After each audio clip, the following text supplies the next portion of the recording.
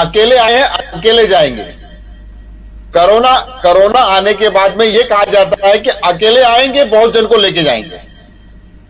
तो कम से कम कृपया करके राज्य इस तरह से न करें कि भगवान करे उनको कुछ कोरोना न लगे, कुछ हो ना हो। लेकिन अगर होता है तो वो परिवार को, परिवार से बाकी लोग को, बाकी लोगों समाज को, बहुत लोगों चपेट में आ सकते हैं। मैं चाहता हूं कि बड़े नेता हैं, इस तरह से ये हरकत सही नहीं है और कहीं ना कहीं उन्हें एग्जाम्पल सेट करना चाहिए। और मैं आपके चैनल के माध्यम से ये जनता से अपील करना चाहता हूं कि देखिए, आप कम से कम अभी भी लॉकडाउन की तरफ बढ़ रहे हैं हम, और अगर वो रोक सकता है, कोई अगर रोक सकता है, कोई मंत्री रोक नहीं सकता है, कोई सरकार नहीं रोक सकती, इसे कोई नहीं रोक सकता है। अगर कोई रोक सकता है तो हम और आप, पूरे जनता, देश की जनता, मुंबई की जनता, महाराष्ट्र की जनता अगर ये ठान ले कि नहीं। हेलो भरत जी, आपको पता ही होगा कि मुंबई के नाइट क्लबों में भारी भीड़ जुट रही है, रोजाना इसके वीडियोस भी आ रहे हैं। आज भाजपा के नेता नीतीश राणे ने एक ट्विटर पर एक वीडियो शेयर किया है जो डिस्को बार कलानगर का है, जहां मुख्यमंत्री सीएम उद्धव ठाकरे खुद रहते। उन्होंने उस जगह का वीडियो शेयर किया है, बताया है कि यहाँ पे पार्टियों में इतनी बड़ी मात्रा में भीड़ जुट रही है, पर सरकार इसके खिलाफ एक्शन नहीं लेती। पर मंदिरों में भीड़ जुटने से रोका जा रहा है, पर अन्य स्थानों पर रोका जा रहा है। पर जहां मतलब भीड़ जुट रही है, युवा नाच गाना पे सम्मिलित हो रहे, उसका अब ट्विटर पे उन्होंने उसका एक वीडियो भी शेयर किया कि ये कलानगर का एक डिस्को क्लब है जहां खूब भीड़ जुट रही है। तो इस पर आपका क्या टेक है भरत सिंह जी? मैं ये कहूंगा, ये जो राणे साहब ने ये जो वीडियो ट्वीट किया, ये 4-5 दिन पहले का होगा, क्योंकि उसके खिलाफ एक्शन ले लिया गया है और कायदा कानून में जो दफाएं लगती है वो दफाएं लगा के उसको बंद कर दिया गया है। ये आपको जानकारी दे दूं। और दूसरी बात, जो उनको बता रहे थे कि मंदिरों में भीड़ लगती है, हाँ, तो मंदिरों को भीड़ में लगने के लिए बहुत ताली थाली मोर्चा सब तो बीजेपी वालों ने ही निकलवाया था, हम तो नहीं खोल रहे थे। तो उस समय वो भूल गए क्या कि जो मंदिरों में ताली थाली किसने बजवाया था मंदिर खुलवाने के लिए?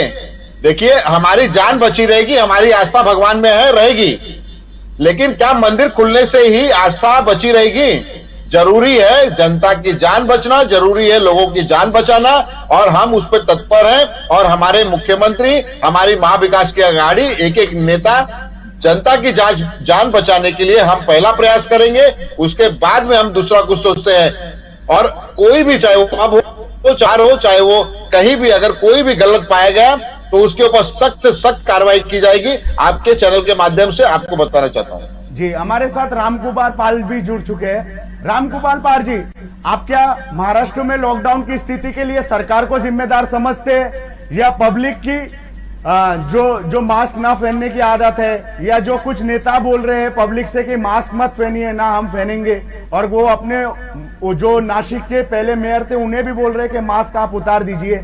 तो क्या ये इन किस कारणों को आप लॉकडाउन की स्थिति के लिए महाराष्ट्र में जिम्मेदार समझ रहे हैं? इस पर आपका क्या कहना है सर, आप बताइए। इसमें एक ही कहना है कि इसमें समाज है, जो समाज वो सरकार को ढंग से मदद नहीं कर रहा है। और ये मुख्य कोरोना काल में भी और अभी भी एक ऐसा समाज था जो मानता ही नहीं था। उसको सब दुनिया ने जाना है, देखा है, और समाज को इसमें हाथ देना चाहिए। कोई सरकार किसी की भी हो, वो आपसे मदद ही कर मांग दे सकती है, या वो आपसे आह्वान ही कर सकती है। आपके घर में आके इंजेक्शन तो डॉक्टर लगाएगा, नर्स लगाएगी, और आपको एडमिट खुद होना पड़ेगा। कोई मुख्यमंत्री वाके एडमिट करने वाला नहीं है। तो वो आह्वान कर सकता है, आपको सतर्क कर सकता है। तो ये लोगों को सतर्क होना चाहिए, क्यों नहीं सरकार को मदद कर रहे हैं। और कभी भी कोई एक बात एक तरफा नहीं होनी चाहिए। देखिए, हमारे भारत में, मैं महाराष्ट्र की बात नहीं करता हूँ, महाराष्ट्र में भी और भारत में हेल्थ स्ट्रक्चर बहुत कमजोर पहले से था। और कोरोना काल में लॉकडाउन इसलिए लगाया गया था कि हेल्थ स्ट्रक्चर मजबूत हो प्रदेशों का, देश का। और हेल्थ स्ट्रक्चर मजबूत करने में मैं एक नंबर केजरीवाल को मानता हूं, जिन्होंने 3.5 लाख बेड बनाए हैं, हॉस्पिटल्स बनाए हैं, और वो हॉस्पिटल्स परमानेंट बनाए हैं, टेम्पररी नहीं। उसी तरह योगी जी ने भी करीबन 2.5 लाख बेड के 1.5 लाख बेड का गाजीपुर में बनाया है, और बस्ती गोराई जो गौतम बुद्ध नगर में 250 ऐसे। तो रामपाल जी, आप क्या कहना चाहते हैं कि महाराष्ट्र सरकार ने पिछले वर्ष लॉकडाउन के दौरान हेल्थ इंफ्रास्ट्रक्चर को सुधारने में कुछ काम नहीं किया? हेल्थ स्ट्रक्चर इन्होंने बनाया है, टेम्परवरी बनाया है। इन्होंने बीकेसी में खोला है, एनएनसी में खोला है, थाना में खोला है, खोला जरूर है, लेकिन इन्होंने उसको एक संपत्ति नहीं बनाई, और लोगों ने उसको संपत्ति बनाई। कभी फिर और कोरोना काल आए तो यूज हो सकता है। तो ये कोरोना से लड़ाई लड़ने में सक्षम नहीं है महाराष्ट्र का हेल्थ इंफ्रास्ट्रक्चर, आपके कहने के अनुसार? आप ये कहना चाहते हैं? सीधे सीधे सक्षम नहीं कह सकता हूं, लेकिन एक सुझाव दे सकता हूं, एक बात अपनी रख सकता हूं कि हेल्थ स्ट्रक्चर मजबूत होगा तो फिर कभी कोरोना आए, फिर कोई बात आए, कोई और बीमारियां तो आ ही सकती है, ऐसी न आएगी ऐसी बात तो है ही नहीं। उसमें जोर देना चाहिए, उसमें सुधार करना चाहिए, जिससे जनता जनार्दन को अधिक समय तक लाभ मिले। ये टेम्पररी लाभ, और क्या है, अभी राजनेताओं को एक आदत पड़ गई है पंचवर्षीय योजना, 5 साल की सोच, 5 साल के बाद नया। तो ये सोच इनको उभरना पड़ेगा नेताओं को, पंचवर्षीय योजना से। कोई भी चीज हो, परमानेंट हो, 25 साल 30 साल हो। आज हम बिल्डिंगों में रहते हैं भैया, तो आज हमारे जो WCU बनते हैं 30-30 100 साल चलते हैं, 40-40 साल चलते हैं। और ये जो नगर सेवकों का जो स्लम में शौचालय होता है 5 साल में ध्वस्त होता है। दूसरा नगर सेवक आएगा, अपने टाइल्स लगाएगा, दूसरा आमदार आएगा, अपना स्टिकर लगाएगा। आज हमारे टैक्स पेयर का पैसा जाता है। ये पंचवर्षीय योजना से उबरना चाहिए कि कोई चीज ऐसी पक्की बने जो अधिकतम समय काम आवे, तो इंसान दूसरी योजनाओं पे काम कर सकता है। तो रामपाल मैं हमेशा एक बात और कहूंगा, रामपाल जी, आपने कहा कि पब्लिक अवेयर नहीं है, पब्लिक अपनी जिम्मेदारी सही से नहीं निभा रही है, तो सब पूरी जिम्मेदारी पब्लिक पे डाल देना चाहिए, सरकार को सख्त होने की जरूरत नहीं है? या सरकार कुछ ऐसा कानून लाए, कुछ और करे कि अगर कोरोना को रोका जा सके लॉकडाउन के अलावा? क्योंकि लॉकडाउन भी सॉल्यूशन नहीं है, गरीब लोग बहुत ज्यादा परेशान हो जाते हैं लॉकडाउन से। तो सरकार इसके अलावा क्या कर सकती है? जैसे फाइन लगा रही है सरकार मास्क के लिए, पर लॉकडाउन जरिया नहीं हो सकता, क्योंकि लॉकडाउन से तो और ज्यादा हालत बिगड़ सकती है राज्य में। सरकार इसके अलावा क्या कर सकती है? सब आप देखिए सरकार क्या कर सकती है। सरकार ने, लॉकडाउन तो नहीं है, सरकार ने डंडे भी बरसाए, लोगों ने डंडे भी खाए, और बीएमसी अधिकारियों ने कई जगह मार खाया कि वसूली करने में। तो ये दोनों तरफ से बातें समझ के बाहर है, और लोग समझ नहीं रहे हैं। कितने ही बीएमसी कर्मचारी जो 2-4 होते हैं, वहां पर 50 आदमी आके उनको ठोक देते हैं। ये क्या है? वो किसके लिए स्ट्रिक्ट कर रहे हैं?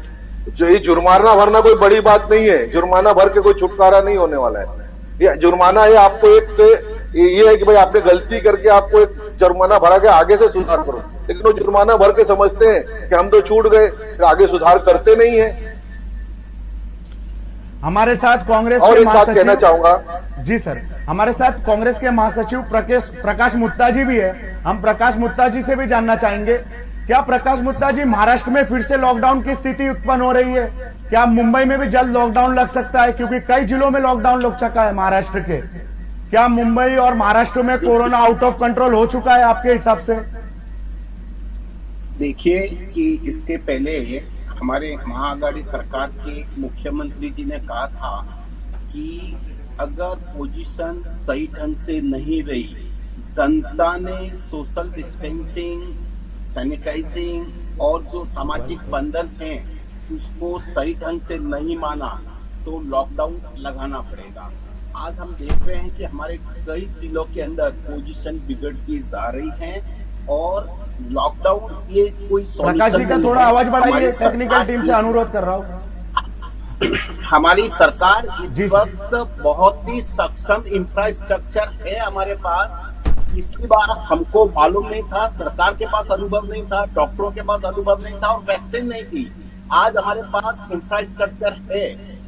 हमारा तो प्रकाश जी, जनता 7 दिन के एग्जाम में फेल हो गई। ज्यादा प्रकाश जी, पहुंचना और वैक्सीन लगाना, प्रकाश जी, ज्यादा से ज्यादा लोगों तक और वैक्सीन लगाना, और जो साधन स्रोत है उसको जनता तक ले जाना। और कानून सबके लिए एक है, चाहे बड़ा नेता हो छोटा नेता हो, यहाँ कानून की बात नहीं है, यहाँ सामाजिक सुरक्षा की बात है। तो सभी को जो सरकार नियम बनाती है उसका पालन करना होगा। प्रकाश जी, मेरा आपसे एक सवाल है, क्या सरकार की एग्जाम में जनता फेल हो चुकी है? जो 7 दिनों की एग्जाम ली थी सरकार ने कि 7 दिन बाद लॉकडाउन लगा देंगे, जनता कहीं परीक्षा में फेल हो गई है? नहीं हुई है, सरकार फेल नहीं हुई है। नहीं, जनता सर जी, मैं बोल रहा हूँ जनता फेल हो गई है। जनता को जो 7 दिन का वक्त दिया था ना सरकार। देखिए मेरी बात सुनिए, मुझे आंसर तो देने दीजिए ना। जी सर, बोलिए। सरकार फेल हुई है ना तो सरकार फेल हुई है, ना जनता फेल हुई है। एक महामारी है और इसके विषाणु कभी भी बाहर आ जाते हैं। हम सबको सरकार का काम करे और हम लोगों को हमारा काम करना पड़ेगा। मैं आपको एक बार और बताना चाहता हूँ कि आज बात तो महाराष्ट्र की कर रहे हैं, परसों जलगांव की बात हुई थी, तब तो बोलते हैं कि भाई बाहर के स्टेट की बात क्यों कर रहे हैं, आज दिल्ली की बात क्यों कर रहे हैं। दिल्ली में ऐसा क्या केजरीवाल ने, उसने ऐसा क्या, हमारी महाराष्ट्र सरकार सक्षम है। जैसे हमारे प्रवक्ता भरत सिंह जी ने कहा है, हम उसका समर्थन करते हैं और हम करके बताएंगे और हम सब अच्छे से करेंगे। इसको सबको दोषारोपण नहीं करना चाहिए, सरकार के साथ चलना चाहिए और डिपार्टमेंट को आप सबको हमको मिलकर मदद करनी होगी। और हमारे पास इंफ्रास्ट्रक्चर परमानेंट है, ये कहना गलत है कि इंफ्रास्ट्रक्चर महाराष्ट्र सरकार के पास परमानेंट नहीं है। हम कल्याण की बात करते हैं, हम थाना की बात करते हैं। मेरी खुद की 24 माले की बिल्डिंग मैंने कोविड के लिए महानगर पालिका को दी है और वो परमानेंट स्ट्रक्चर बना हुआ है। ये गलत बात है और ऐसी बात नहीं करनी चाहिए।